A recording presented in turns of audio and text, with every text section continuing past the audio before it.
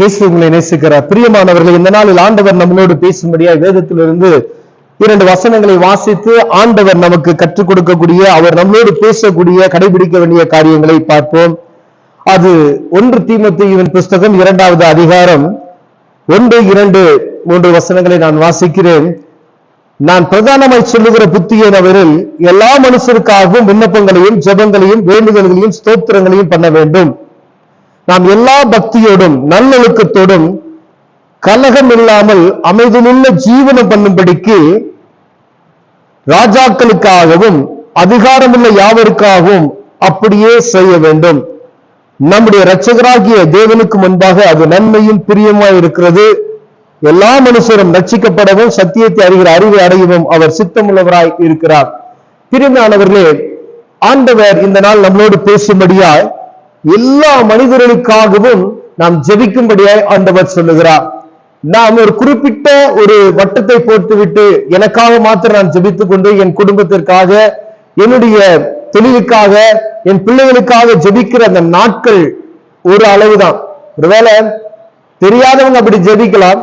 கர்த்தரை அறிந்து கொண்டவர்களாகிய நாம், ஆண்டவர் என்ன சொல்லுகிறான்னு பாத்தீங்கன்னா, கர்த்தருடைய வசனம் சொல்லுகிறது, மற்றவர்களுக்காக ஜெபிக்க நீங்க பழகி கொள்ளுங்கள் என்று.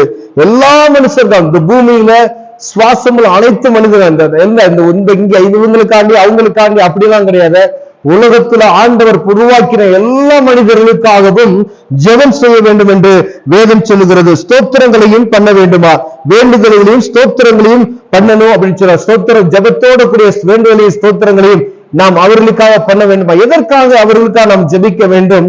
அவர்கள் தெய்வத்தை அறிந்து கொள்ளும்படியா. ஏன்னா அந்த வசனங்கள் அப்படியே வாசித்தா, ஆண்டோடைய வருகைக்காக இவர்கள்லாம் ரட்சிக்கப்படும்படியா, இவர்கள் தெய்வத்தை அறிந்து கொள்ளும்படியா, ஆண்டவரை புரிந்து கொள்ளும்படியா இவர்களுக்காக நாம் ஜெபிக்க வேண்டும். பிரியமானவர்களே, அதே பாருங்க, நாம் எல்லா பக்தியோடு நல்லொழுக்கத்தோடும் கலகமில்லாத அமைதியுள்ள ஜீவனம் பண்ணும்படிக்கு, ஒரு தேசத்தில் நாம் இருக்கிறோம், ஒரு பட்டணத்தில் இருக்கிறோம், ஒரு ஊர்ல இருக்கிறோம், ஒரு குடும்பத்துல இருக்கிறோம் அப்படின்னு சொன்னா அங்க சமாதானம் இருக்கணும். முதல்ல நல்ல ஒரு அமைதல் இருக்கணும்.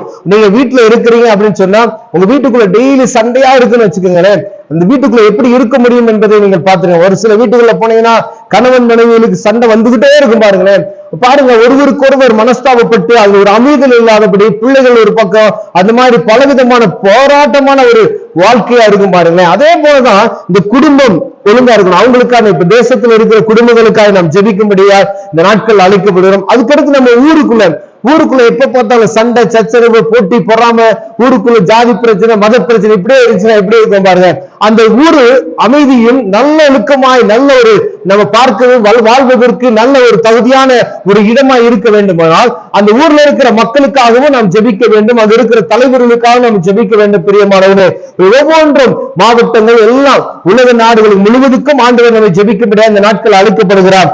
அதிகாரத்தில் இருக்கிறவங்களுக்காக இங்க பாருங்க, ராஜாக்களுக்காகவும் நம்மளை ஆளுகிற ராஜாக்களுக்காகவும் ஆண்டவர் ஜெபிக்க முடியும். அதிகாரத்துல உள்ள ஒரு அரசாங்கத்துல அதிகாரத்துல இருக்காங்க பாத்தீங்களா, இந்த அதிகாரத்துல உள்ளவங்களுக்காகவும் நம்ம ஜெபிக்கிறோம். அது எந்த டிபார்ட்மெண்ட்ல இருந்தாலும் சரி, தேவ சமூகத்துல நம்ம ஜெபிக்கும் பொழுது எல்லா டிபார்ட்மெண்ட்டும் அதிகாரத்துக்கு உட்பட்டது, அரசாங்க அதிகாரத்துக்கு உட்பட்டது. ஒரு இடத்துக்கு போறோம் அப்படின்னா ஒரு காவல்துறை இருக்குன்னா அது ஒரு அதிகாரத்துக்கு உட்பட்டது. அவங்களுக்கான நம்ம ஜெபிக்கணும். பாருங்க, நீதிபதிகள் இருக்காங்கன்னா அவங்களுக்கான நம்ம ஜெபிக்கணும், அட்வொகேட் இருக்காங்கன்னா அவங்களுக்கான நம்ம ஜெபிக்கிறோம். எல்லாரும் ஒழுங்காய் நல்லா இருக்கணும், நல்ல ஆட்சி செய்யணும், நல்ல அந்த அரசாங்க அதிகாரிகள் உண்மையா இருக்கணும் அப்படின்னு சொன்னா நாம ஜெபிக்கணும். ஏன்னா அவங்களுக்கு தெரியாது, ஆனா நம்ம ஜெபிக்கும் பொழுது ஆண்டவர் அவர்களை வல்லமை எடுத்து பயன்படுத்துவார். பிரியமானவர்களே, அப்ப ராஜாக்களுக்காகவும் அதிகாரத்தில் உள்ளவர்களுக்காக நாம் ஜெபிக்க முடியாது இந்த நாட்கள் அழைக்கப்படுகிறோம். இது எல்லா மனுஷனும் நம்ம செய்யணும். ரட்சிக்கப்பட்ட ஆண்டவர் அறிந்து கொண்ட கர்த்தருடைய பிள்ளைகள் ஒவ்வொருவரும் ஒருவேளை போதகர் தான் ஜெபிக்கணும், சுவிசேஷர் தான் ஜெபிக்கணும், இன்னும் தலைமைத்துவத்தில் இருக்கிறவங்க தான் ஜெபிக்கணும். அப்படி அல்ல, சபையில் இருக்கக்கூடிய தேவனுடைய பிள்ளைகளா இருக்கக்கூடிய நீங்க தேவனுடைய பிள்ளைகள் என்று நீங்க சொல்லுவீர்களானால் ஒவ்வொருவரும் தேசத்துக்காய், ஊருக்காய், மக்களுக்காய், அதிகாரத்தில் உள்ளவர்களுக்காய் ஜெபிக்க முடியும் இந்த நாட்கள் அழைக்கப்படுகிற பிரியமானவர்களே.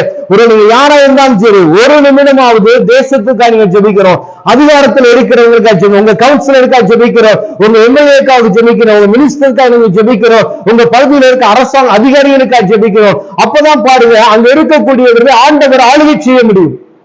ஒவ்வொரு அதிகாரிகளுக்கும் நாம் ஜெபிக்கும்படி அழைக்கப்படுவோம். பிரியமானவர்களே, நம்முடைய இரட்சகராகிய தேவனுக்கு முன்பாக அது நன்மையும் பிரியமாய் இருக்கிறதா?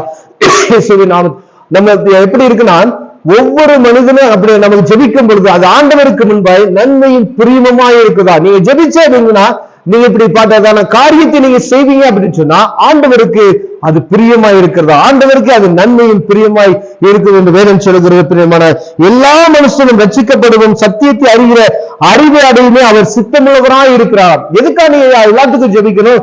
எல்லா மனுஷனும் ரட்சிக்கப்படணும், எல்லாரும் அறிந்து கொள்ளணும் அப்படின்றதுக்காக தான் எல்லாருக்காண்டையும் ஜெபிக்க சொல்றாரு. எல்லா மக்களுக்காண்டி, ஒரு தேசத்துல அமைதியா வாழணும் அவங்களுக்காண்டி நம்ம ஜெபிக்கிறோம். அரசாங்கத்தில் இருக்கிறவங்களுக்கு கண்டிப்பா நம்ம ஜெபம் செய்தே ஆக வேண்டும். பெரியமானவர்கள், ஒருவேளை இவ்வளவு நாட்கள் நம்ம ஜெபம் செய்யாமல் இருந்தோமே ஆனால் இனி வருகிற நாட்கள்ல இந்த நாளில இருந்து தேசத்துக்காக யாருக்காவது ஒரு நாளைக்கு ஒருத்தருக்கு வச்சுக்கோங்க, இல்ல ஒவ்வொரு நாளும் எல்லாருக்கும் நம்ம ஜெபிக்க முடியும் அப்படின்னா தேசத்தில் இருக்கிற எல்லா அதிகாரிகளுக்கு, சீஃப் மினிஸ்டர்ல இருந்து மினிஸ்டர்ல இருந்து எல்லா மாநிலங்களுக்காய், எல்லா தொகுதிகளுக்காய், எல்லா உங்க பகுதியில் இருக்கிற கிராமங்களுக்காய் ஆண்டவர் சமூகத்தை நோக்கி ஜெபிக்கிறோம். உங்க பகுதியில் இருக்கிற உங்க தெருக்களுக்காய், தெருவில் இருக்கக்கூடிய ஊராட்சியா இருந்தாலும் நகராட்சியா இருந்தாலும் சரி, பஞ்சாயத்தா இருந்தாலும் சரி, அந்த பகுதிகளுக்காய் ஜெபிக்கும்படி ஆண்டவர் உங்களையும் என்னை தெரிந்து கொண்டிருக்கிறார். பிரியமானவர்கள், இந்த நாளிலிருந்து ஆண்டவருடைய சமூகத்தில், ஆண்டவரே இது உமக்கு பிரியமாய் இருக்கிறது அல்லவா, ஆண்டவருக்கு இது பிரியமாய் இருக்கிறது என்று சொன்னது நிமித்தமாய் ஆண்டவரே உமக்கு பிரியமானதை செய்ய எங்களுக்கு கற்றுக் கொடுங்கன்னு சொல்லி